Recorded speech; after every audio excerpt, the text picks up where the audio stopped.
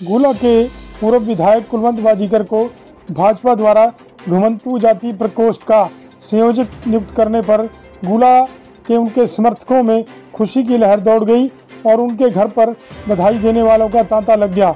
इस अवसर पर पत्रकारों को संबोधित करते हुए उन्होंने कहा कि वह इस नियुक्ति के लिए भाजपा के राज्य प्रधान श्री ओम प्रकाश धनखड़ व प्रदेश के मुख्यमंत्री श्री मनोहर लाल खट्टर का आभार प्रकट करते हैं और ये वादा करते हैं कि आने वाले समय में घुमंतू जाति के हर उत्थान के लिए वह पूर्ण कार्य करते हुए ईमानदारी और निष्ठा से कार्य करेंगे।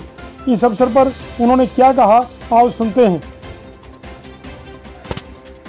जो भी पार्टी की तरफ से या सरकार की तरफ से जो भी जिम्मेवारी दी है उसको मैं बहुत बढ़िया ढंग से निभाऊंगा, क्योंकि मैं तो बहुत ही सालों से, आपको पता है, कम से कम भी 18-20 सालों से समाज की सेवा करता आ रहा हूं और पीछे विधायक के रूप में भी मैंने गुला हल्का में सेवा की है।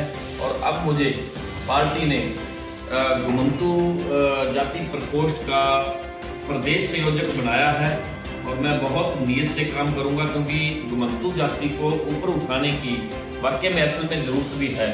तो माननीय मुख्यमंत्री जी ने बहुत ही बढ़िया सोचा है कि उस समाज को ऊपर ले जाए, क्योंकि इन जातियों की कभी कोई आवाज नहीं उठाता था। और पीछे आपने देखा होगा कि पिछले 5 साल के अंदर मैंने विधानसभा में भी इनकी आवाज उठाई है और 2018 के अंदर मैंने एक बहुत बड़ा इन सब घुमंतू जातियों का सम्मेलन भी किया था। और उस सम्मेलन के अंदर मैंने माननीय मुख्यमंत्री जी से एक बोर्ड बनाने की बात कही थी कि इस गरीब समाज का भी बोर्ड बनाया जाए, और वो डीएनटी बोर्ड बनाया। और जिस डीएनटी में बहुत से फायदे भी, जिस तरीके से 5 नंबर डीएनटी समाज को एक्स्ट्रा मिलेंगे, वो बच्चे इतना पढ़ाई में वंचित रह जाते हैं, उनको पढ़ाई में, जिस घर में नौकरी नहीं है, 5 नंबर उस चीज के, और 5 नंबर एक घुमंतू जिसका सर्टिफिकेट बना है, जो घुमंतू जाति का है, उसको 10 नंबर में उनको सहारा मिलेगा और वो समाज के ऊपर उठ के आएगा। आपका ये जो घुमंतू प्रकोष्ठ के आप बनाए हो, चेयरमैन संयोजक बनाए हो, इसमें आपकी क्या योजनाएं रहेंगी इस प्लान के अंदर?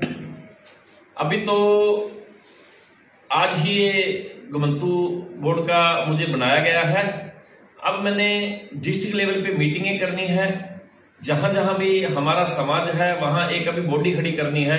अभी प्रदेश की पूरी टीम खड़ी करनी है, जिसमें महासचिव बनाए जाएंगे, जिलों के अध्यक्ष बनाए जाएंगे, हलकों के बनाए जाएंगे, ग्रामीणों के बनाए जाएंगे, पूरी बॉडी खड़ी करेंगे। पूरी बॉडी खड़ी करने के बाद फिर जिस तरीके से जो जहां मांग होगी, उनकी बहुत सी मांगे हैं, क्योंकि ये तो कह नहीं सकते उनकी 1-2 मांगे हैं, वो तो बेचारे बिल्कुल इतना नीचे लेवल पे, इतना अंतिम पंक्ति में बैठे हैं कि उनके लिए तो बहुत सी मांगों की जरूरत है और वो मैं बहुत पूरी करवाऊंगा।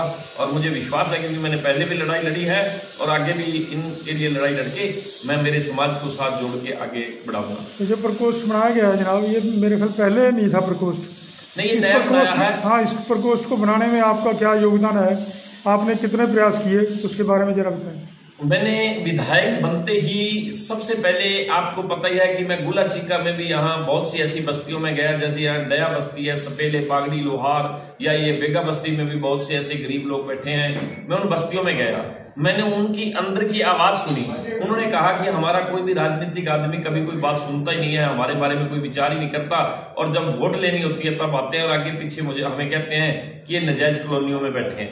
ये भी बात सही है कि बहुत से नजायज जगह पे भी बैठे हैं, क्योंकि उनके पास कोई साधन ही नहीं है बैठने का। उनके लिए ऐसी लड़ाइयां लड़ी जाएंगी, इसीलिए मैंने वो बोर्ड उनका बनवाया। माननीय मुख्यमंत्री जी से विधायक बनते ही मैंने ये मांग रखी, तो फिर बड़ा सम्मेलन किया और उस टाइम ये बोर्ड बनवाया।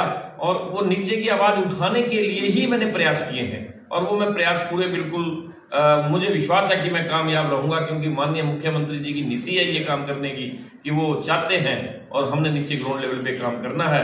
उनकी जिस तरीके से वो नजायज जगहों में, देखिए, मुख्यमंत्री जो है वो कोई किसी पद के अनुसार ही नहीं सुनाई करते, वो हर आदमी जो उन तक आवाज पहुंचा सकता है उसकी सुनाई करते हैं। अभी आप बता भी रहे थे, तो मैंने वहां कुछ घुमंतू जाति के बागड़ी लोहारों के लिए वहां उनको रहने के लिए जगह दिलवाई, वहां गलियां तक बनवाई, उनके लिए शौचालय रखवाए, उनके लिए वहां पानी की टैंकियां तक, बोर तक लगवाया, और भी बहुत कुछ होने वाला है। मैं यही कह रहा हूं कि अभी तो बहुत कुछ होने वाला है, 1-2 काम नहीं, वो तो ज्यादा नीचे सत्र पे है। उनको उठाने के लिए मैंने प्रयास शुरू तो किए हैं, तो अभी आगे और करते रहेंगे।